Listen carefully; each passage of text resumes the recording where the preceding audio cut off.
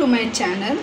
আজকে আমরা খুব ইজি ওয়েতে ঘরের কিছু মিনিমাম ইনগ্রিডিয়েন্টস ভেজিটেবলস দিয়ে চাইনিজ রাইস বানানোর রেসিপি শিখবো।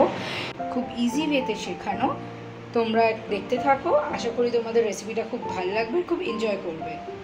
চাইনিজ রাইস বানানোর জন্য আমরা কিছু সবজি এখানে কেটে নিয়েছি। তো ফার্স্টে আছে দেখো একটুখানি ফাইনলি চপড করা এগুলো বিনস, ক্যাপসিকাম, ক্যারেট, একটু অনিয়ন, আর যেহেতু আমরা কেউ খুব ঝাল খাই না, দুটো কাঁচা লঙ্কা চিড়ে রাখা, একটু রসুন কুচি আর একটু আদা কুচি। আর দেখিয়ে দিই, দেখো এখানে অলরেডি আমি রাইসটা বয়েল করে রেখেছি, কিচ্ছু না, জাস্ট একটু তেল দিয়েছি জলে। আর এরকম যেন ঝুরঝুরে হয় ভাতটা। তারপরে দুটোকে রেখে দেবে, একটু ঠান্ডা হতে দেবে। ডিম ফাটানো আছে, তো আমি আর একটা নেবো, মনে হচ্ছে আর একটা দিলে ভালো হয়। এটা ফাটানোর কারণ আমাদের এগ ভুজি করতে হবে। ফ্রাইড রাইসে, মিক্সড ফ্রাইড রাইস কিংবা চিকেন রাইস যাই করো, ওর মধ্যে একটু ডিম দিলে খুব ভালো লাগে। তো আমরা ডিম নেওয়ার পরে এখানে একটুখানি আমাদের নুন দিয়ে দিতে হবে, একটু গোলমরিচ। এবার দুটোকে ভালো করে মিক্স করে নেব। দেখুন ভালো করে ডিমটাকে ফেটিয়ে নিলাম। খুব ভালো করে এটাকে মিক্স করবেন, এলে কী হয় বলো তো, নুন গোলমরিচ এগুলো না এক একটা জায়গায় রয়ে যায়, মিক্স হয় না ভালো করে। ডিমটা ভালো করে ফাটানোর পরে এবার আমরা আমাদের নেক্সট স্টেপে এগিয়ে যাই। আমি গ্যাস চালিয়ে মিডিয়াম ফ্লেমে দিয়ে দিয়েছি কড়াইটা। এবার আমি একটু রিফাইন্ড অয়েল দেব।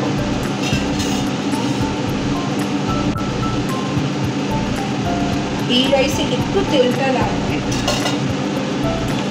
আর তোমরা অবশ্যই নিজেদের কোয়ান্টিটি বুঝে তেল বাটার যা মিক্স করার দেবে।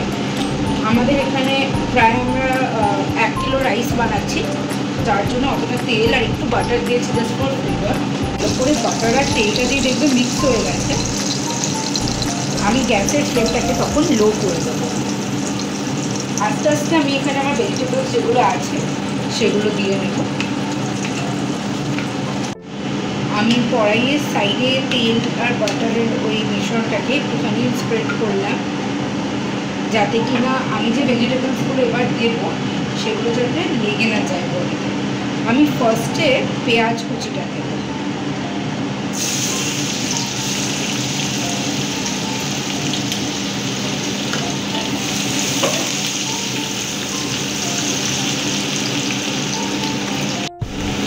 পেঁয়াজটা হালকা দেখবে যখন ফ্রাই হয়ে আসছে, দেখবে তেলে যখন পেঁয়াজটা হালকা লাইট ব্রাউন হয়ে যাবে না, তখন আমি কি করব, গ্যাসের ফ্লেমটা এবার আমার কম থাকবে। এবার আমি আস্তে আস্তে চেরা লঙ্কাগুলোকে দিয়ে দিলাম। এবার আমি বিনস দেবো, যেহেতু বিনস গাজর এগুলো হতে একটু টাইম নেয়। আমি ভালো করে বিনসগুলোকে একবার নাড়াচাড়া করে নিলাম।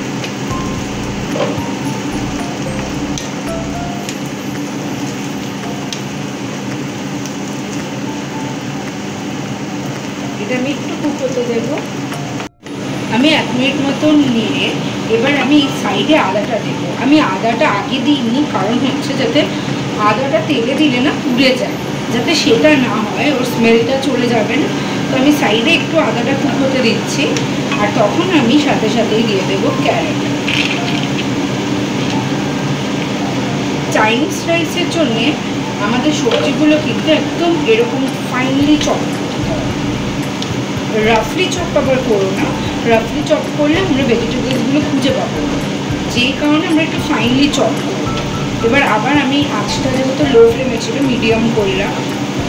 আমি একটু নাড়িয়ে ছাড়িয়ে নেব, কুক হতে দেবো জাস্ট ফর 1 মিনিট। আমি 1 মিনিট মতন থেকে রেস্ট দিলাম, এটা একটু হতে থাক। হালকা এটা নাড়াচাড়া করে নিয়েছি। লো ফ্লেমে ছিল, হাই ফ্লেম কিংবা মিডিয়াম ফ্লেমে দেবে না, ভেজিটেবলসগুলো তাড়াতাড়ি কুক হয়ে যাবে। এরকম কন্ডিশনে আমি কি করব, গ্যাসটাকে আবার আমি লো ফ্লেমে করবো। এখানে আমি ক্যাপসিকাম কুচিগুলো দিয়ে দেব। আচ্ছা, আরেকটা টিপস তোমাদের জন্য, এখানে কিন্তু আমি নুনটা দেখেছো অ্যাভয়েড করেছি। নুনটা যদি আমি আগেই দিয়ে দিই না, এই যে চান্স, এই যে প্রত্যেকটা ভেজিটেবলস যখন তুমি রাইসের সাথে খাবে তখন মুখে আসবে, যেই কারণেই আমি কিন্তু নুনটা এখন দিই। সবজিগুলো তাহলে আগে প্রচণ্ড জল ছেড়ে দেবে। তো তোমরা চাইলে এখানে পেঁয়াজ পাতা অ্যাড করতে পারো, বাট আমি দিইনি বিকজ ঘরে তো আমার সবসময় পেঁয়াজ পাতা থাকে না। আমি এই রেসিপিটা মেনলি কী করেছি, ঘরে থাকা সবসময় অ্যাভেলেবেল সবজি দিয়ে, প্রত্যেকটা সিজনের এই সবজিগুলো তুমি পাবে, যখন ইচ্ছা হবে যাতে তুমি বানাতে পারো ওরকম আমি বানিয়েছি। আমি সব ভেজিটেবলসগুলোকে কড়াইয়ের এক সাইডে করে নিয়েছি। আমাদের ডিম ভুজিয়াটা যেটা বানাবো ওটার জন্য আর একটা ইউটেন্সিলস আমি ইউজ করলাম। তোমাদেরও তাহলে কম ইউটেন্সিলসে বাসন না মেজে তোমাদের অল্প জিনিসেই কাজটা হয়ে যাবে। এবার আমি ডিম ভুজিয়াটা দিয়ে দিই। এবার আমি ফ্যাটানো ডিমটা সাইডে দিয়ে দিলাম। গ্যাসটাকে মিডিয়াম ফ্লেমে দিয়ে আমি ডিমটাকে এবার ফেটিয়ে নিই।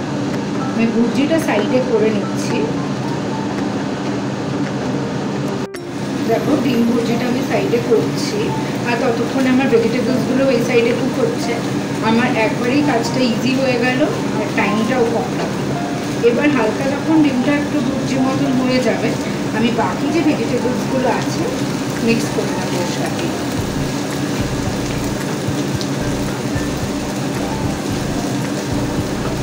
এবার গ্যাসটাকে আমি লো ফ্লেমে করে দিলাম। এবার আমি একটুখানি সোয়া সস দিয়ে দিলাম এর মধ্যে। বেশি রিচ বানাবো না, জাস্ট একটুখানি সোয়া সস দিলাম জাস্ট ফর দি কালার। একটুখানি ব্ল্যাক পেপার দিয়ে দিলাম। ব্ল্যাক পেপারটা তোমরা বুঝে দেবে, অলরেডি যেহেতু তোমরা কাঁচা লঙ্কা দিয়েছো। এবার আমি অ্যাড করবো এখানে ফাইনালি নুনটা। একটু ফ্লেভারের জন্যে আমি চিনিটা অ্যাড করলাম অল্প কয়েকটা, যাতে একটা সাটল টেস্ট আসে আর একটা ব্যালেন্স টেস্ট আসে। দেওয়ার পরে এবার আমি আবার একটু নাড়িয়ে নিচ্ছি সবগুলো একসাথে। এবার আমি এখানে একটুখানি কেচাপ অ্যাড করলাম। কেচাপের মধ্যে একটা সুইট একটা টেস্ট হয়, যার জন্য ভালো লাগবে। একটু মিক্স করে নেওয়ার পরে আমি আস্তে আস্তে এর মধ্যে রাইসটা দিয়ে দেবো। অল্প অল্প করে রাইস দেবো আর অ্যাড। আমি কিন্তু এটা একদমই ঘরে বানানো রাইস ইউজ করেছি, বাট আমি অল্প অল্প করে রাইসটা এখানে দিয়ে দেবো।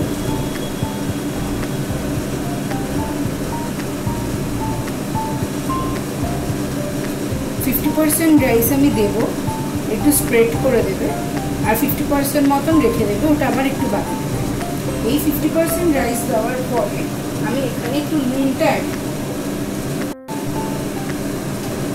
নুন অ্যাড করলাম। এবার একটু মিক্স করে নেব। 50% রাইসটা দিয়ে আমি একটু ভালো করে মিক্স করে নেব।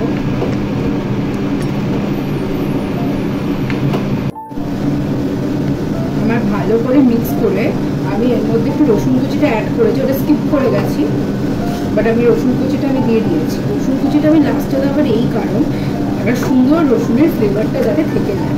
আমি যদি ওটা তেলে দিয়ে দিতাম, রসুনের ফ্লেভারটা কিন্তু আস্তে আস্তে কুকিংয়ের সাথে সাথে মরে যেত। এই কারণেই আমি ওটাকে লাস্টে দিলাম। আমি এবার এখানে 1 পিঞ্চ একটু আজিনামোটো দিলাম, একদম 1 পিঞ্চ।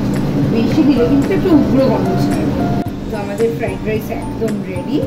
এটা শুধু সার্ভিংয়ের পালা। দেখো আমাদের চাইনিজ রাইস একদম ফুললি রেডি অ্যান্ড সার্ভ।